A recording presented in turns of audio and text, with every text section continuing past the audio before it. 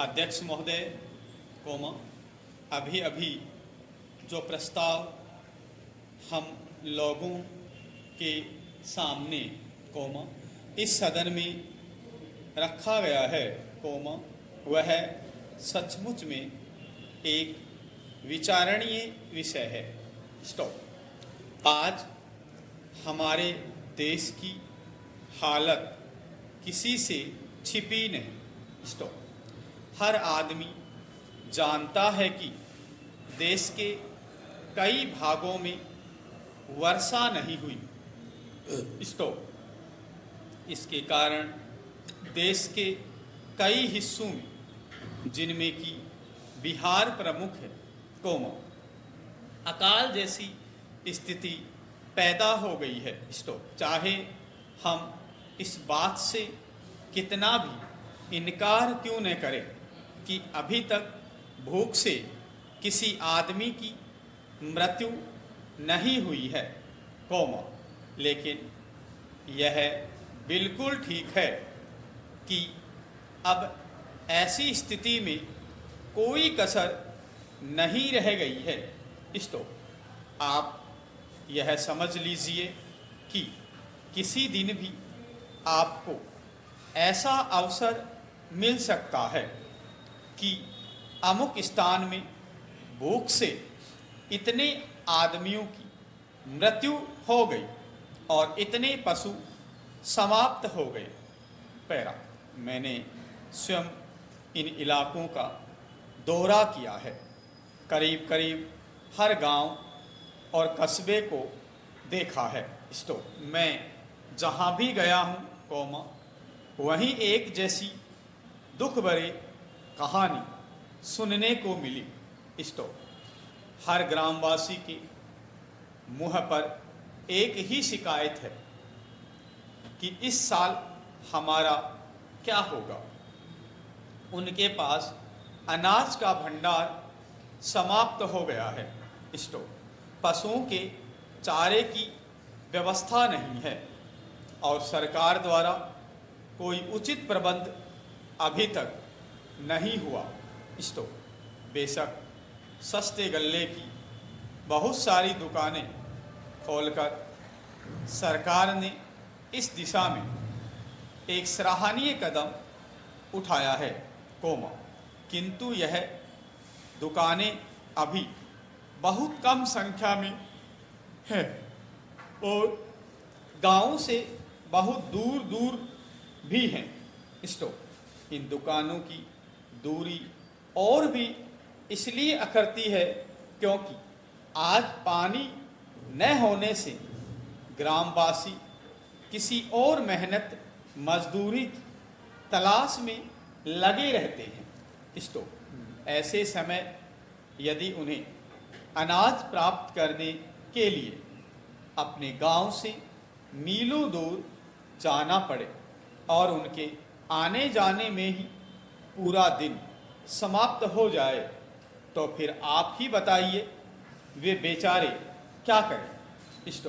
इसलिए जहां हम एक और यह ध्यान दे रहे हैं कि सस्ते अनाज की दुकानें खोली जाएं, वहां दूसरी ओर यह भी आवश्यक है कि इन दुकानों की दूरी 1-2 मील से अधिक न हो, भले ही इसके लिए हमें कुछ अधिक दुकानें खोलनी पड़े। यह एक बहुत ही आवश्यक बात है और हमें इसका ध्यान रखना चाहिए। ऐसा करने से हो सकता है कि कुछ अधिक खर्च भी हो, लेकिन ऐसा न करने से काम न चलेगा। अंग्रेजों को राष्ट्रभाषाओं की सूची में सम्मिलित करने के लिए जो सुझाव सदन के सामने आया है उसका विरोध हम इसलिए नहीं कर रहे हैं कि हमें किसी भाषा से दुश्मनी है। हम यदि अंग्रेजी भाषा के आधार पर विद्वान बने हैं तो यही कहकर कि हम उसी के द्वारा बने रह सकते हैं, कोमा हिंदी को पीछे रखना उचित नहीं है। यह भ्रम सारे देश में फैलाया जा रहा है कि हिंदी से हमारी प्रगति नहीं हो सकती है।